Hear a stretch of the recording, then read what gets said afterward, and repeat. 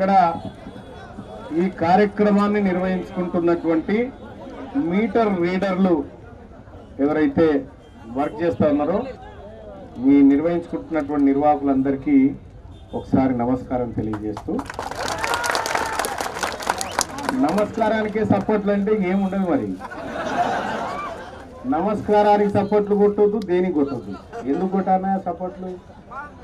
ఒక మాట, అది ఎవరికి కావాలి సపోర్ట్ల కథ? సపోర్ట్ల కథ ఎవరికి కావాలి? మనకు కాదు కదా. మనదేం కడుపుకోత, కడుపుకోతాడు సపోర్ట్లు ఎందుకు కొడతాడు? సమరం చేస్తాడు కానీ సమరం కదా చేయాల్సింది, అది చేయాలి మనం. ఇవాళ సమాన పనికి సమాన వేతనం ఇవ్వాలి. ప్లకార్డ్ చాలా బాగుంది. సమాన పనికి సమాన వేతనం ఇవ్వాలని ఒక ప్లకార్డులో, విద్యుత్ మీటర్ రీడర్స్ కు సబ్స్టేషన్ ఆపరేటర్ గా అర్హత గల వారికి పోస్టులు ఇవ్వాలని ఒక దాంట్లో, 30 రోజుల పని కల్పించాలని చెప్పి ఒక దాంట్లో, ఉద్యోగ భద్రత కావాలని ఒక దాంట్లో. అయితే ఉద్యోగ భద్రత కావాలంటున్నాం అంటేనే మనకు భద్రత లేదన్నట్టు. ఇప్పుడు కావునా భద్రత లేదు. భద్రత ఎట్లొస్తుంది? అంటే భద్రత పోరాటం ద్వారా వస్తుంది. భద్రత భజనతో రాదు. భజనతో దేవుడు వస్తాడో రాడో నాకు తెలియదు, కానీ భద్రత అనేది పోరాటంతో వస్తుంది. ఆ పోరాటం ఎట్లా చేయాలంటే ఇప్పుడు మీరందరూ ఉన్నారు. మీరందరూ పని చేస్తే కానీ ఇంట్లో భార్య పిల్లలకు అన్నం రానటువంటి పరిస్థితి. అటువంటి పరిస్థితుల్లో ఈ సమాజం కొంతమందిని ఉన్నారు కదా మీకోసం మాట్లాడేటోళ్ళు, కొట్లాడేటోళ్ళు, వాళ్ళకి భారం ఎత్తాలి. భారం ఎత్తితే అవుతుంది. నిన్న చాలా మంది నా దగ్గరకు వచ్చినారు మిత్రులు. చాలా మంది నా దగ్గరకు వస్తే నేను కూర్చున్నబెట్టినా, ఉన్న జాగాలు అడ్జస్ట్ చేసి కూర్చున్నబెట్టినా. చాలా మంది వచ్చారు. ఇంకా బటరాయన్ల లోపలికి రాకూరని కూడా చెప్పిన తర్వాత మీరు చెప్పింది అర్ధగంట సేపు విన్నా, మీ సమస్యలన్నీ విన్న తర్వాత నేను ఒక మాట చెప్పిన, భాయ్ సాబ్ మీరు నా దగ్గరికి ఎమ్మెల్సీగా లేకపోతే ఓ మనిషిగా వచ్చారు కదా, నేను మనిషిని కాదయా మీ జీతగాండి అని చెప్పిన, పని చేస్తా అని చెప్పిన, నాకు పని అప్పగించండి అని చెప్పిన, ఆ భారం నేను మోయడానికి సిద్ధంగా ఉన్నా అని చెప్పిన. ఇలా మీటర్ రీడర్లకు సంబంధించినటువంటి సమస్యలు, ఒక మీటర్ రీడింగ్ తీస్తే ₹7.14.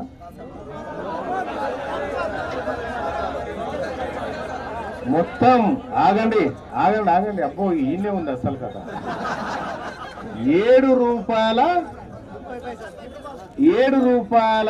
14 వస్తుంది. ఇక రాదు కరెక్ట్ చెప్తాను. ₹7.14 వస్తే ఆ ₹7.14 నడిమిట్లో ఆయన ఉంటాడుగా, మిమ్మల్ని పెట్టుకుంటే ఆయన కాంట్రాక్టర్ ఉంటాడు. ఆయనకు 3.5, మీకు 3.5, ₹3 మీకు మీరు చెప్పిందే నేను మీకు చెప్తున్నా, మీరు చెప్పిందే మళ్ళీ మీరు కాదంటారు. ఇక్కడ ఆగాదు, ఎంతో వస్తుంది, ఓకే వచ్చింది. కానీ ప్రభుత్వం దగ్గర నుంచి, అంటే ఆ కంపెనీ దగ్గర నుంచి పైసలు తీసుకొచ్చి మీ పైసలు మీకు ఇచ్చే టప్పోనికి ఏమో 3.5. అవునా? ఇల్లు తిరిగి పోతాన తాళం వేసి ఉంటే గోడెక్కుతుంటే దొంగ అని కూడా కొడతాడు. ఓడే గీళ్ళు ఎందుకు ఎక్కుతున్నావు అంటాడు. అయినా మీకు అయితే ఓడు కుక్కలు నిడిచిపెడతాడు, ఓడు మీరు రాత్రిపూట గోరుకాయన తిరుగుతూ ఉంటాడు దొంగలు పడకుండా, మీరు పగటిపూట తిరుగుతారు కంటే. దానికి దీనికి తేడా ఏం లేదు పనిలో. ఆడ కూడా ఆడనేమో కట్టె కొట్టుకుంటూ పోతాడు, మీరు మీటర్లు కొట్టుకుంటూ పోతారు. ఈడ అవమానాలు భరించేది మీరే, ఆకలి భరించేది మీరే, అన్ని భరించేది మీరే. ఆఖరికి మీరంతా కష్టం చేసి ఇంటికి పోయిన తర్వాత మీ కన్న బిడ్డ మీ ముఖం చూసి మా నాయన ఏమన్నా తెచ్చిండేమో ఇవాళ మాకు కొనుక్కోవడానికి అన్నప్పుడు మీ కళ్ళు చెమ్మగిల్లి తల దించుకొని ఏమి బతుకురా ఇదని బాధపడుతుంటారు చూడు. అది అక్కడ ఉంది మన పరిస్థితి. ఉందా లేదా? అక్కడ ఉంది మన పరిస్థితి. ఇక్కడ నేను చెప్తున్నటువంటి కొన్ని విషయాలు మీరు క్లియర్గా అర్థం చేసుకోండి.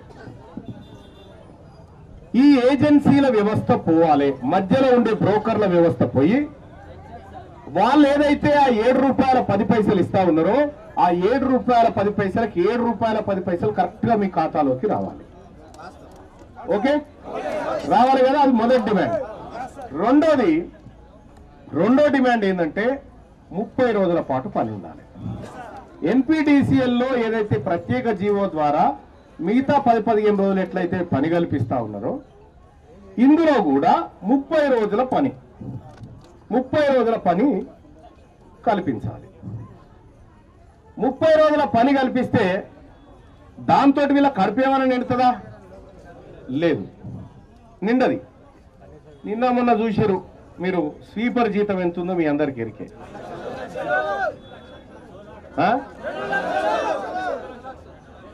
దోలాకు ఇక్కడ అందరు ఐటీఐలు చేసి వివిధ కోర్సులు చేసి ఇంజనీరింగ్ చేసినటువంటి మీ పరిస్థితి ఏందో మాకు తెలుసు.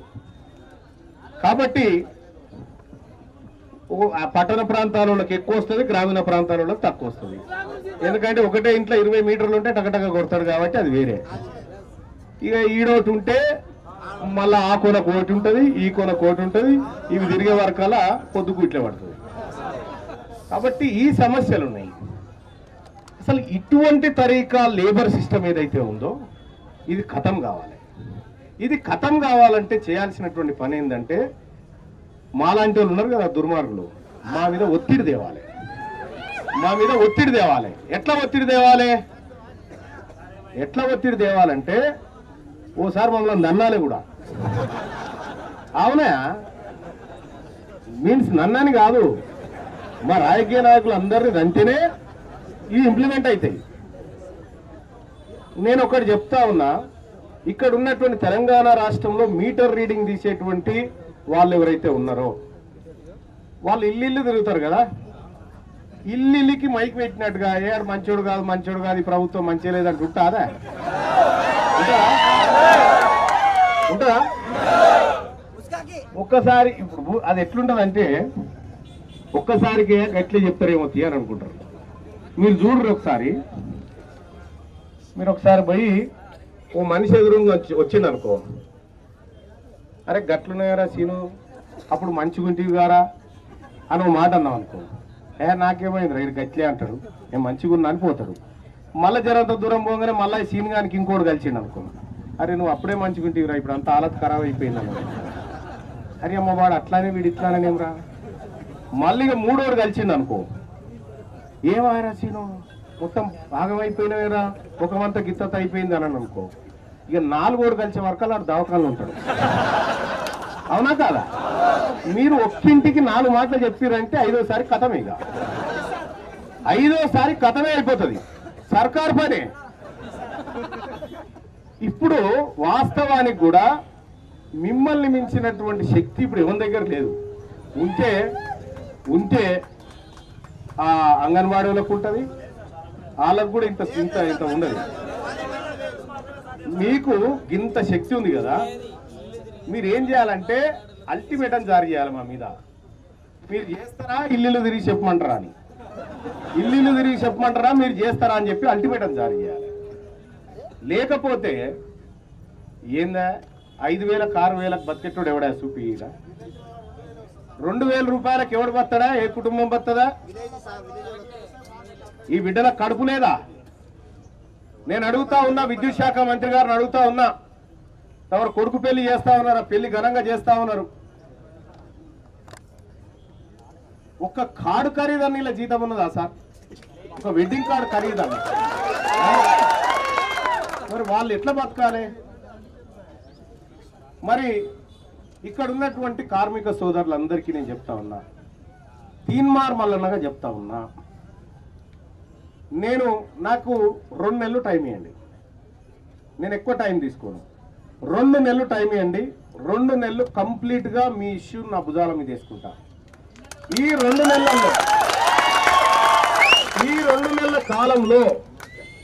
2 నెలల కాలంలో మీ సమస్య పరిష్కారం కొలిక్కి తీసుకురాకపోతే తీన్మార్ మల్లన్న నువ్వు ఇట్లా అన్యాయం చేస్తావని అడుగురు. అప్పుడు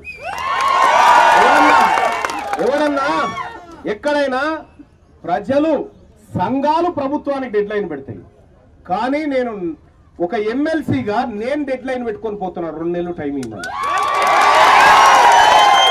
2 నెలలు టైం ఇవ్వమని డెడ్ లైన్ పెట్టుకొని పోతున్నా. ఇస్తారా టైం?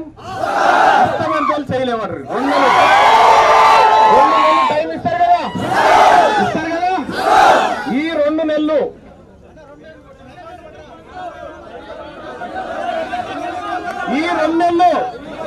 ఒక పని చేయండి, ఆగు. ఈ 2 నెలలు మీరు బిల్లులు కొట్టకూడదు.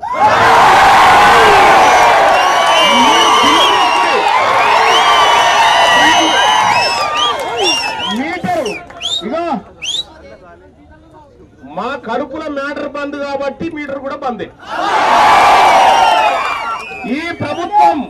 ఈ ప్రభుత్వానికి నేను ఇక్కడి నుంచి చెప్తా ఉన్నా, ఈ 2 నెలలు మేము మీటర్ తీయము, మీ సాగు మీరు జావుర్రి.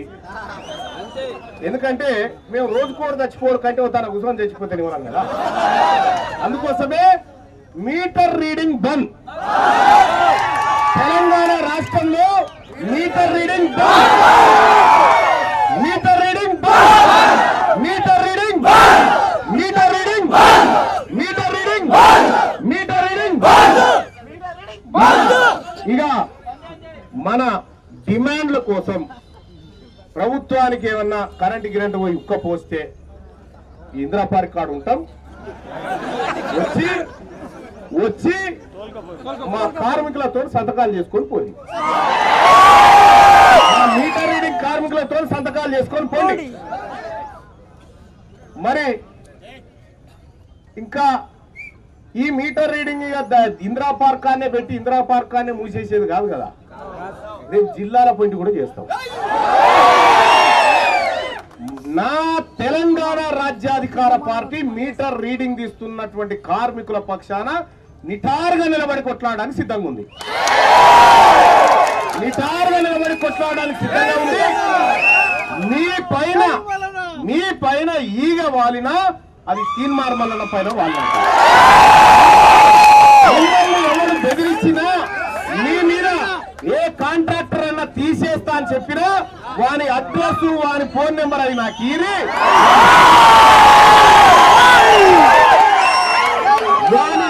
వాని అడ్రస్ వాని ఫోన్ నెంబరు ఈరి నేను చెప్తా. ఇగో ఇక్కడ ఆగే నేను చెప్తా, ఆగే అన్న నేను చెప్తాను. ఇక్కడ మా పార్టీ నుంచి 24 గంటలు మీకు పనిచేయడం కోసము మా ఒట్టె జానయ్య గారిని పెడతా ఉన్నా. 24 గంటల పాటు మీరు ఒట్టె జానయ్య గారితో మాట్లాడచ్చు. మీకు ఆగండి, ఒట్టె జానయ్య గారి ఫోన్ నెంబర్ చెప్తారు, రాసుకొని 939 మళ్ళీ 939 055 939 సైలెంట్ గా ఉండండి, 939 మళ్ళీ 939 055. ఓకేనా? రాసుకోరు కదా.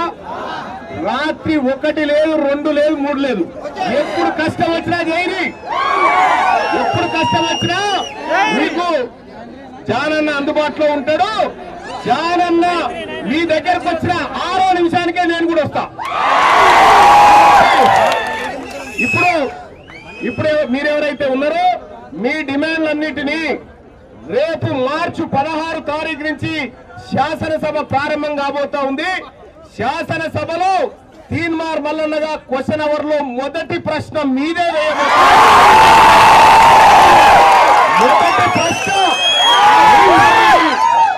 మొదటి ప్రశ్న మీటర్ రీడింగ్ కార్మికులకు సంబంధించిన సమస్యలపైనే ఈ ప్రభుత్వాన్ని గల్లా బట్టి అడగబోతా ఉన్న మొదటి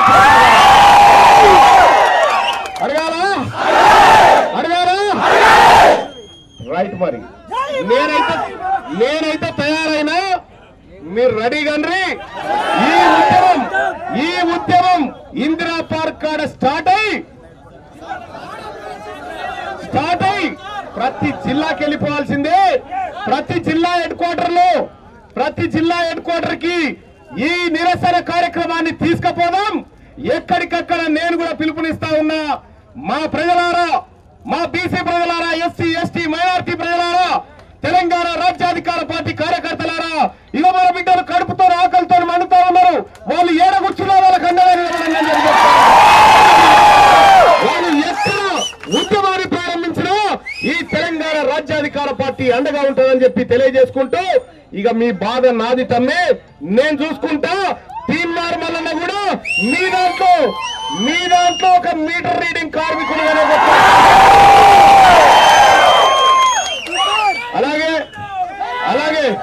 అలాగే సోదరులారా, అలాగే ఇంకొక విషయం చెప్తా ఉన్నా.